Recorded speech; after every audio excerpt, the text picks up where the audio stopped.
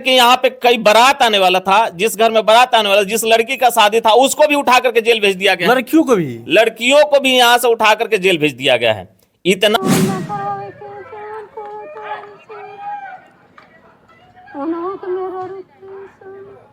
हैं यहाँ पे जब हम लोग आए, घर घर जब गए तो यहाँ के कई महिला ऐसे हैं जो स्नान कर रही थी। जो स्नान करते करते पीरियड में पुलिस ने जबरन, जो महिला नाइटी पहन करके स्नान कर रही है उसको भी पुलिस नहीं छोड़ी है।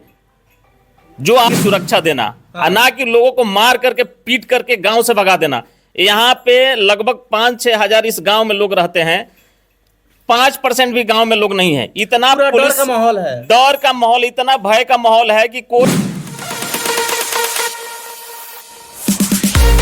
बहरौली कांड में तांडव हुआ प्रशासन के लोगों के द्वारा। उसी बीच दिलीप राय जी हैं जो कि पीड़ित परिवार और खास करके कहें कि इस गांव में घूमने के लिए आए हैं, एक तरह पीड़ित परिवार के लोगों से मिलने के लिए आए हैं। इस बीच बात करेंगे कि आखिर प्रशासनिक रवैया कैसा रहा, जो प्रशासन का रवैया इतना ना खौफ रहा कि गांव के लोग गांव छोड़कर लापता है अभी तक, और बहुत सारे प्रकार के तांडव किया गया है।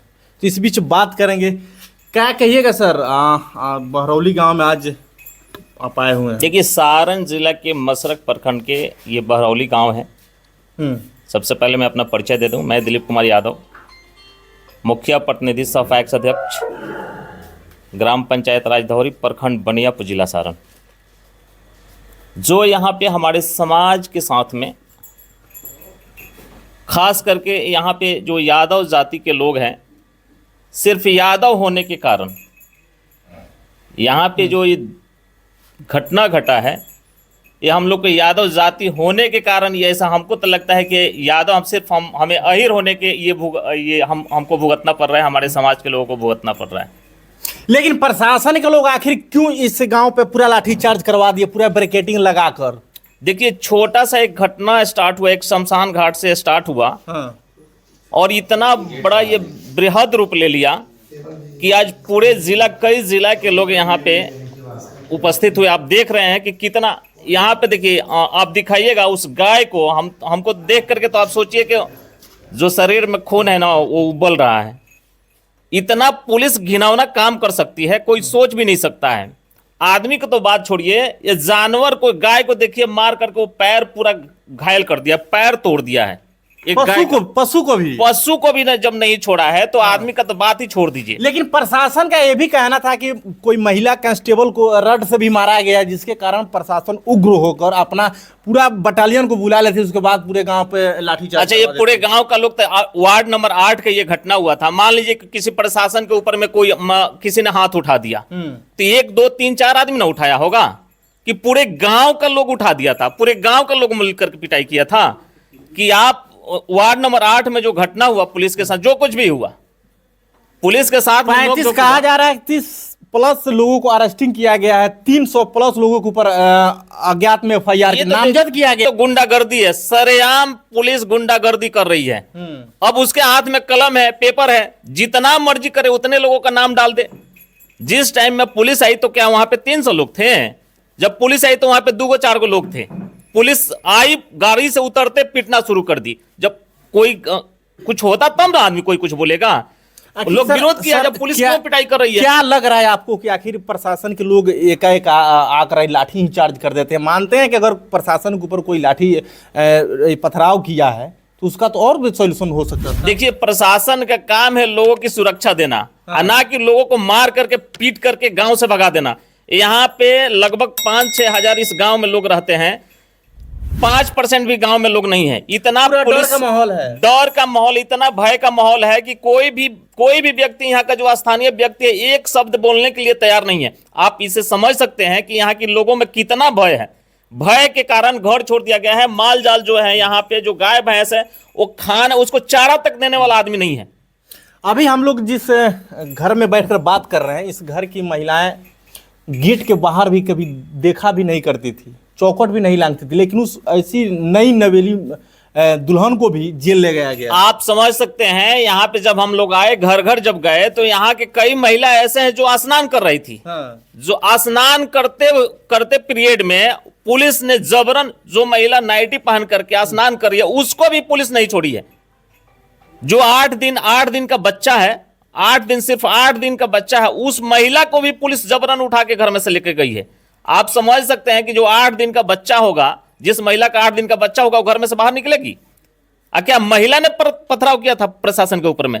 जिन्होंने गलती किया था उनके ऊपर में कार्रवाई हो। आप जांच करके चिन्हित करके जो भी व्यक्ति उसमें दोषी है, आप उसके ऊपर में कार्रवाई कीजिए। लेकिन जो निर्दोष व्यक्ति है, निर्दोष महिला आज तक इस घर की महिला कहीं कदम बाहर नहीं रखी होगी। उस महिला को, उस घर की बेटी को उठा करके लेकर गया।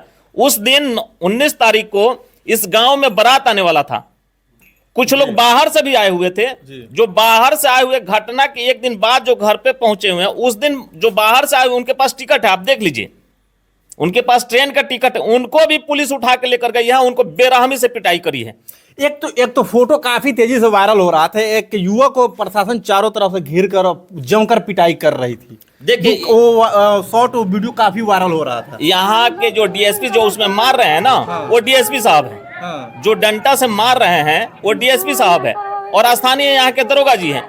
यहाँ के कई थाने के दरोगा जी आ करके मिल करके बताइए, एक जगह घटना हुआ कि गांव भर का लोग कुछ किया, क्या किया था, गांव के लोगों ने क्या बिगाड़ा था कि पूरे गांव के लोगों का पिटाई किया गया है। जेंट्स का पिटाई की है, लेकिन महिलाओं ने क्या बिगाड़ी थी? जो घर में रहने वाली है, वो महिला क्या बिगाड़ी थी आपकी? महिला कहां लाठी चलाई थी, कहां पथराव करी थी कि आप उसके साथ में इस तरह की बर्बरतापूर्ण लाठी चलाने का काम किए? क्या लगता है कि आप लोग आए हुए तो इससे गांव के लोगों को सपोर्ट मिलेगा?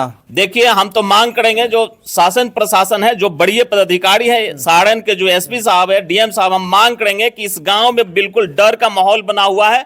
आप लोग आकर के कैंप कीजिए, और यहाँ पे जो इस गांव के लोग गांव छोड़ करके पलायन कर गए हैं, भाग गए हैं, उनको आप बुलाइए। आप अपने तरफ से आश्वासन दीजिए कि नहीं भाई, आप लोग को कुछ नहीं होगा, आप अपने घर में आकर के रहिए, अब आगे इस तरह की घटना नहीं घटेगी। आप जब तक आश्वासन नहीं देंगे, तब तक यहाँ के लोग डर के मारे पता नहीं कहां कहां रहेंगे, क्या करेंगे, अभी कोई समझ में नहीं आ रहा। अभी यहाँ पे 2% भी लोग गांव में नहीं है।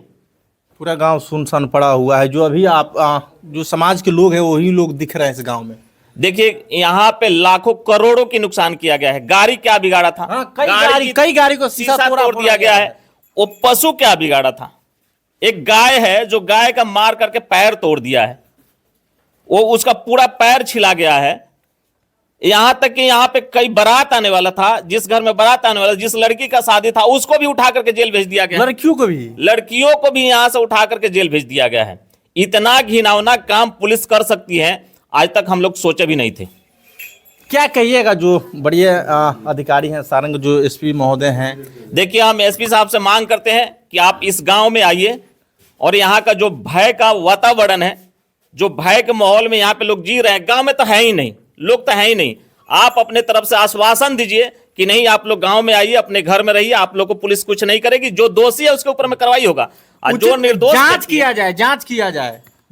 हम तो कहेंगे कि एसआईटी टीम गठन हो, एसआईटी टीम गठन करके और जांच करवा लिया जाए। जो दोषी है, चाहे आम पब्लिक दोषी है, उस पर कार्रवाई कीजिए, और जो प्रशासन के, जो यहाँ के स्थानीय प्रशासन है, अगर वो दोषी है तो उनको सस्पेंड किया जाए, उनको हमेशा परमानेंट के लिए उनको निलंबित किया जाए।